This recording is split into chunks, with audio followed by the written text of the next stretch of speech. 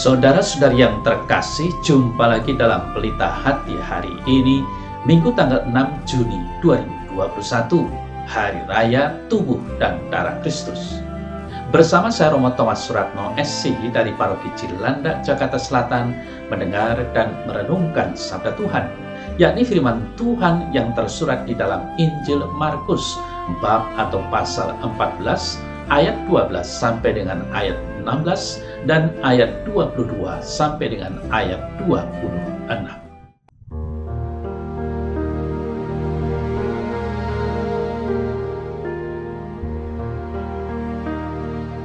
Pada hari pertama dari hari raya roti tidak beragi, pada waktu orang menyembelih domba Paskah, murid-murid Yesus berkata kepadanya, "Ke tempat mana engkau kehendaki kami pergi untuk mempersiapkan perjamuan Paskah bagimu?" Lalu ia menyuruh 2 orang muridnya dengan pesan, "Pergilah ke kota, di sana kamu akan bertemu dengan seorang yang membawa kendi berisi air. Ikutilah dia dan katakanlah kepada pemilik rumah yang dimasukinya, 'Pesan guru, di manakah ruangan yang disediakan bagiku untuk makan Paskah bersama-sama dengan murid-muridku?' Lalu orang itu akan menunjukkan kamu sebuah ruangan atas yang besar, yang sudah lengkap dan tersedia. Disitulah kamu harus mempersiapkan perjamuan Paskah untuk kita." Maka berangkatlah kedua murid itu, dan setibanya di kota, didapati mereka semua seperti yang dikatakan Yesus kepada mereka. Lalu mereka mempersiapkan Paskah. Ketika Yesus dan murid-muridnya sedang makan, Yesus mengambil roti, mengucap berkat, memecah-mecahkannya, lalu memberikannya kepada mereka dan berkata, "Ambillah, inilah tubuhku." Sesudah itu ia mengambil cawan, mengucap syukur, lalu memberikannya kepada mereka, dan mereka semuanya minum dari cawan itu.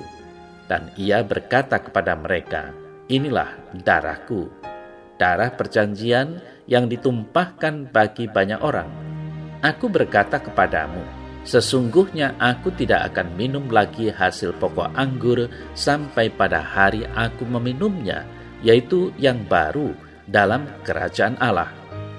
Sesudah mereka menyanyikan nyanyian pujian, pergilah mereka ke Bukit Zaitun.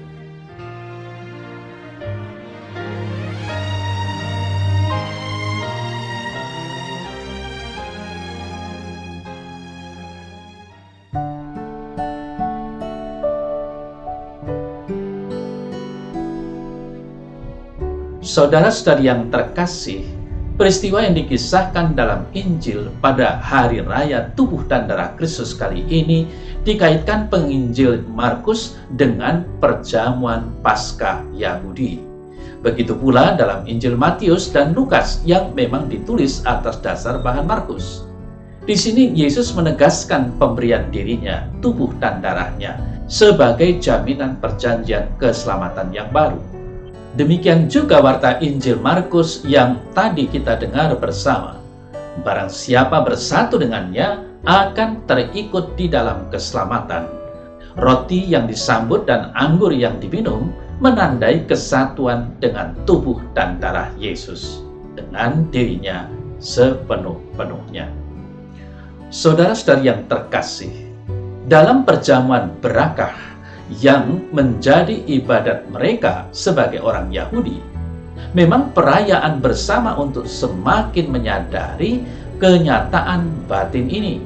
Seperti halnya perjamuan berakah untuk memperingati dan menghadirkan kembali peristiwa keluaran dari Mesir, perjamuan Ekaristi dijalankan untuk mengenang kembali kebersamaan batin dengan Yesus yang mengorbankan diri bagi keselamatan orang banyak. Patut dicatat, gagasan Eukaristia ialah padanan dalam bahasa Yunani bagi berakah, bahasa Ibrani. Dengan latar pemahaman tadi, marilah kita petik pesan warta Injil hari ini. Saudara-saudari yang terkasih, Yesus sudah menjadi tokoh tenar atau populer pada waktu itu.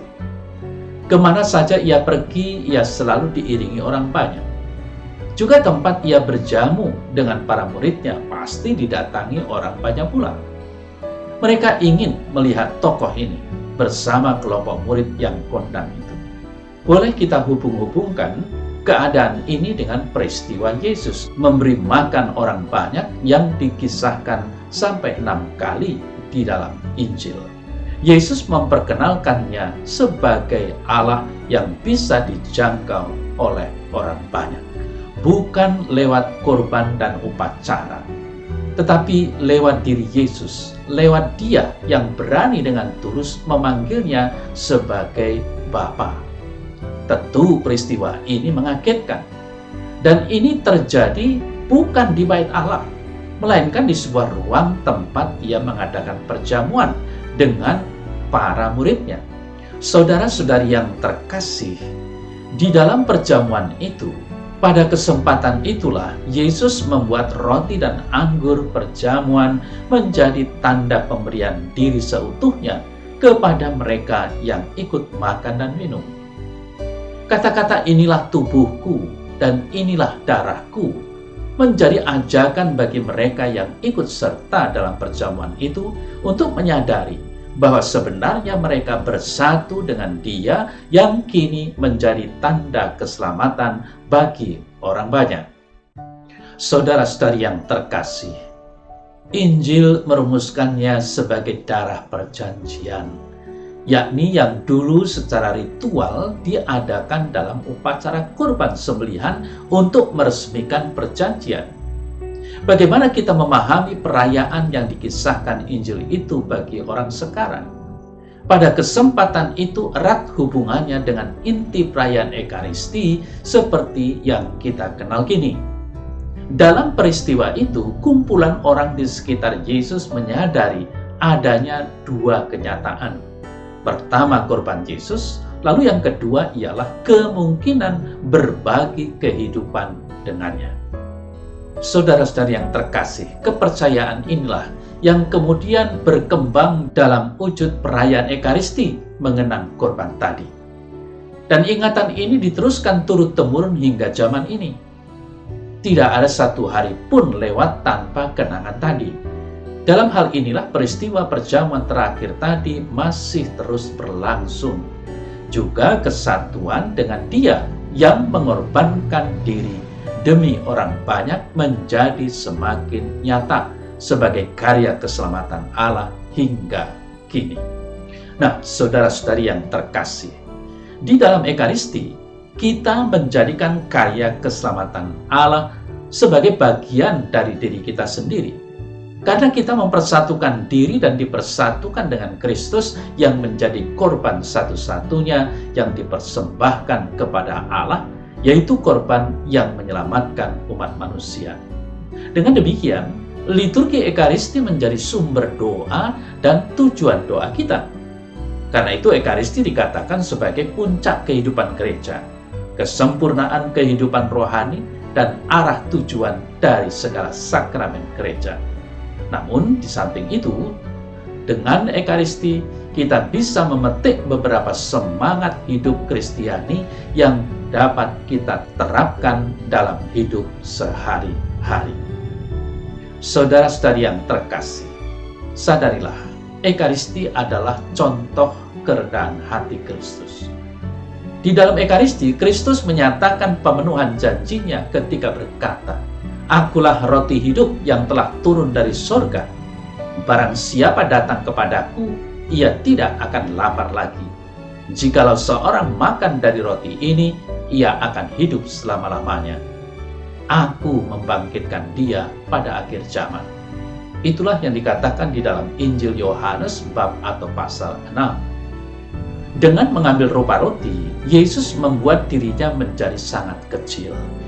Yesus yang walaupun dalam rupa Allah tidak menganggap kesetaraan dengan Allah itu sebagai milik yang harus dipertahankan, melainkan telah mengosongkan dirinya sendiri dan menjadi seorang hamba, sama dengan manusia.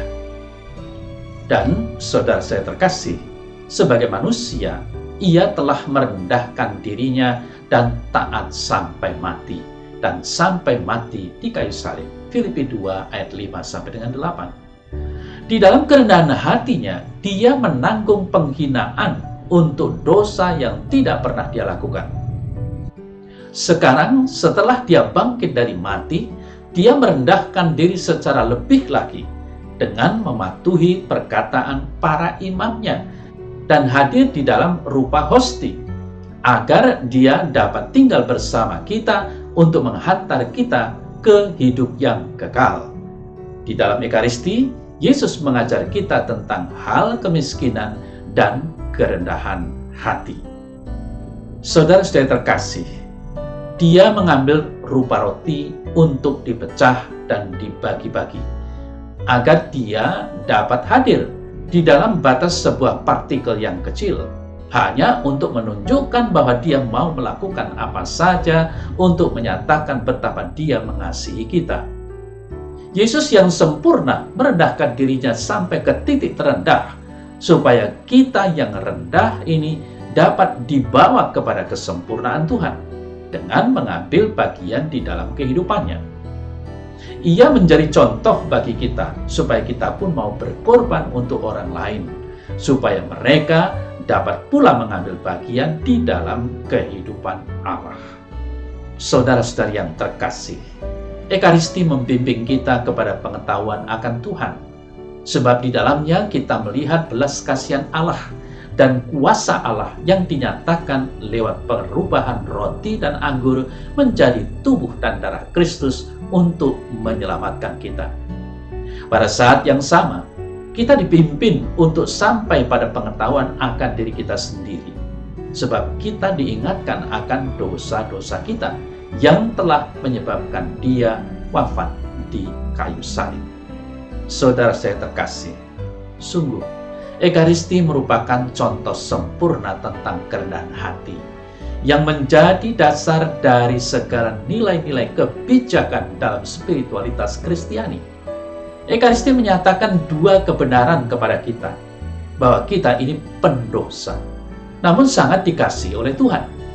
Dengan demikian, kita dapat belajar untuk dengan rendah hati menerima Dia yang sungguh-sungguh hadir di dalam Ekaristi, dan bahwa Ekaristi adalah cara Allah untuk mengasihi kita dan menyelamatkan kita. Saudara saya terkasih, Ekaristi membawa pada pertobatan yang terus-menerus. Belas kasihan Tuhan yang dinyatakan di dalam Ekaristi membawa pertobatan, yang artinya berbalik dari dosa menuju Tuhan. Hal ini disebabkan karena kita tidak dapat bersatu dengan Tuhan yang kudus jika kita tetap tinggal di dalam dosa. Pertobatan yang diikuti oleh pengakuan dosa yang menyeluruh adalah langkah pertama yang harus dibuat jika kita ingin sungguh-sungguh memulai kehidupan rohani.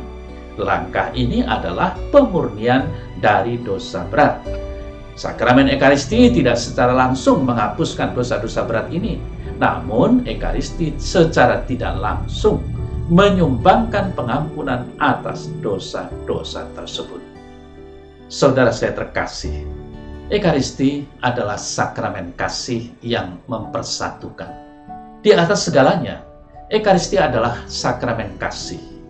Ekaristi adalah tanda kasih yang disebut oleh gereja sebagai agape atau pax, yang artinya damai. Ekaristi adalah pernyataan kasih Tuhan yang tak terbatas dan yang mengakibatkan dua jenis persatuan, yaitu persatuan dengan Tuhan melalui Kristus dan persatuan dengan sesama di dalam Kristus. Saudara-saudari yang terkasih, akibat dari persatuan ini adalah kasih yang tulus, yang menurut Santo Thomas Aquinas adalah persahabatan antara manusia dengan Allah berdasarkan dengan kasih dan komunikasi dua arah, yang termasuk pemberian karunia kebahagiaan Tuhan kepada kita. Dengan demikian, kebahagiaan Allah menjadi kebahagiaan kita. Hal ini membuat kita dapat melakukan perbuatan baik dengan siap sedia dan hati gembira, karena keinginan dan pikiran kita menjadi seperti keinginan dan pikiran Allah. Saudara-saudari yang terkasih, Ekaristi mendorong kita mengasihi sesama. Jelaslah, kasih kepada Tuhan mendorong kita untuk mengasihi sesama. Kristus telah memberikan perintah untuk mengasihi sesama sebagai perintah utama dalam kehidupan Kristiani. Kasih di sini adalah kasih yang memberikan, terutama kepada yang miskin dan menderita, seperti yang diceritakan di dalam perumpamaan orang Samaria yang baik hati. Kasih mensyaratkan kita untuk melihat mereka sebagaimana Yesus melihat mereka. Dan hanya rahmat Allah yang memungkinkan kita untuk melakukan hal ini. Jadi, Allah yang adalah kasih adalah sumber kekuatan bagi kita untuk mengasihi. Saudara-saudari yang terkasih, Ekaristi sebagai sakramen kasih memberikan kepada kita rahmat pengudusan yang memampukan kita untuk bertindak sesuai dengan iman, pengharapan, dan kasih, untuk memberikan hidup kita untuk mengasihi Tuhan dan sesama karena kasih kita kepada Tuhan. Jadi, kesempurnaan kasih bukanlah semata-mata tergantung dari usaha manusia, tetapi adalah karunia yang diberikan dari Allah. Saudara-saudari yang terkasih, Ekaristi membawa perubahan. Akibat dari rahmat Ekaristi adalah perubahan. Yesus bukan hanya mengubah roti dan anggur menjadi tubuh dan darah Kristus, tetapi Dia melakukan sesuatu yang lebih dahsyat lagi. Ia mengubah kita seutuhnya di dalam Dia dan mengisi kita dengan Roh Kudus yang sama yang membuatnya hidup. Dia mengubah keinginan kita untuk berbuat dosa menjadi keinginan untuk mengasihi. Dia mengubah kita yang mempunyai keinginan hidup sendiri-sendiri menjadi keinginan untuk hidup dalam kebersamaan, dalam damai. Sungguh, saudara-saudara terkasih, dengan menerima Ekaristi kita menjadi semakin dekat bersatu dengan Kristus. Sehingga kita dapat terus-menerus bertanya pada diri sendiri, apa yang akan dilakukan oleh Yesus jika Ia ada di tempatku? Sikap ini akan membawa kita kepada jalan kekudusan, sebab kita terdorong untuk selalu mencari kehendak Tuhan di dalam segala sesuatu dan menyesuaikan diri kita dengan gambarannya. Kita akan berusaha sedapat mungkin untuk mempergunakan segala kemampuan kita untuk memuliakan Tuhan dengan menyediakan diri bagi pelayanan kepada Tuhan dan sesama. Saudara-saudari yang terkasih, buah dari penerimaan Ekaristi tergantung dari sikap kita. Semakin murni hati kita, semakin berlimpahlah rahmat yang kita terima. Sebab rahmat Tuhan yang berlimpah diberikan kepada kita di dalam Ekaristi yang memberikan buah-buahnya, yaitu memperkuat persatuan kita dengan Allah, meningkatkan dan memperbaharui rahmat baptisan, memisahkan kita dari dosa, mempersatukan kita sebagai tubuh mistik Kristus. Oleh karena itu, kita harus menerima Ekaristi di dalam keadaan berdamai dengan Allah, tidak sedang dalam dosa berat, dan di dalam iman. Maka saudara-saudari yang terkasih, marilah kita dengan merayakan hari raya tubuh dan darah Kristus ini, hendaknya kita semakin menyadari betapa agung dan luhurnya pengorbanan yang terwujud dalam pemberian diri Yesus. Kemudian hendaknya kita mau menimba spiritualitas hidup rohani dari semangat ekaristis yang terkandung di dalamnya, antara lain menumbuh kembangkan sikap rendah hati, semakin mengasihi Allah dan sesama, bertobat dan berubah menuju kebaikan-kebaikan ilahi dalam diri kita. Ini semua akan memperlihatkan bahwa Ekaristi sungguh mengubah diri kita kepada kekudusan atau kesucian.